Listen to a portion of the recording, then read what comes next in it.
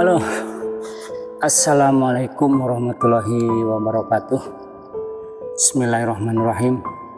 Alhamdulillahirrahmanirrahim. Wassalatu wassalamu ala asrofil anbiya'i wal mursalin Sayyidina wa maulana Muhammadin wa ala alihi wa sahbihi ajmain. Alhamdulillah, kita panjatkan puji syukur kehadirat Allah Subhanahu wa Ta'ala, yang mana hari ini cuaca yang cerah, kita masih bisa berkesempatan berjumpa kembali di channel Makrifat Penderut dan Syukur Akhir Zaman. Salawat dan salam semoga dilimpah curahkan pada junjungan kita Rasulullah Muhammad SAW beserta keluarganya, para sahabatnya, khalifahnya, dan kita umatnya sampai akhir zaman. Dan kita memohon berharap semoga kita mendapatkan syafaatnya. Saudara-saudaraku, ini adalah akhir zaman. Kenapa bisa disebut akhir zaman? Rasulullah pernah menyampaikan, Islam tidak lebih dari 15 kurun, dan sekarang sudah turun ke abad ke-15. Jadi pasti yang dibuatkan oleh Rasulullah Muhammad adalah sesuatu yang benar dan harus diyakini itu adalah keluar dari sang Rasulullah, sang utusan Allah.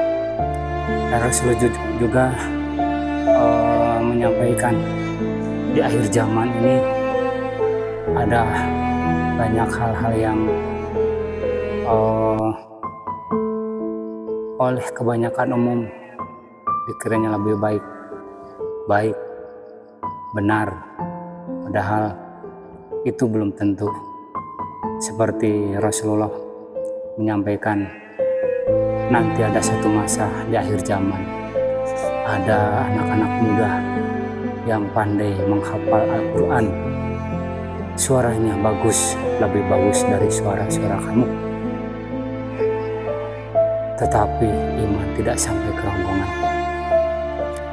Nah, pada akhir zaman ini banyak sekali penghafal Al-Quran,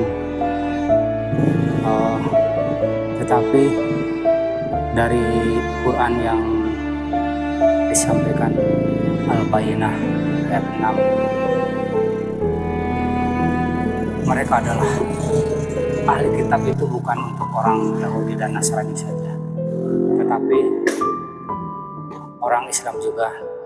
Justru yang lebih banyak ahli kitab adalah orang Islam sendiri. Kenapa? Karena yang banyak yang khatam, hafal 30 juz, bahkan anak-anak baru umur 3 tahun, 4 tahun, 5 tahun udah hafal 30 juz. Dan orang-orang muda gak banyak yang hafal 30 juz. Tapi sesuai yang disampaikan Rasulullah, banyak anak-anak muda yang hafal Al-Quran, yang bacanya fasih, bagus, tapi iman tidak sampai ke rombongan. Nah, perlu kita cermati, perlu kita garis bawahi bahwa di Al-Bayyinah itu sebagai orang-orang ahli kitab, orang-orang yang paham, ngerti dari kitab Al-Quran, tetapi iman tidak sampai ke rombongan. Kenapa demikian? Karena Al-Quran itu tidak dapat disentuh kecuali oleh hamba-hamba yang rohnya disucikan. Jadi ini bukan berarti sekedar suci, bisa jasmani disucikan dengan berwudu, tetapi roh yang disucikan adalah roh yang sudah ditanamkan nur iman dan nur kitab, dan sudah melafalkan, sudah bisa mengingat Allah, berzikir, nyambung ke hadrat Allah. Itulah roh-roh yang disucikan. Dan untuk menyucikan roh itu sendiri seperti ada bertaholi, tahali dan tajali. Nah itulah roh-roh yang disucikan adalah roh yang sudah bisa bertajali dengan Allah Subhanahu wa Ta'ala. Jadi hati-hati, hafal Al-Quran tetapi neraka jahanam. Itulah Al-Bayyinah ayat 6 sebagai ahli kitab yang sudah diancam neraka jahanam. Alangkah baiknya selain hafal Al-Quran tetapi bisa baca tulisannya dan bisa juga nyambung Quran kodenya, karena Quran sendiri ada dua dimensi.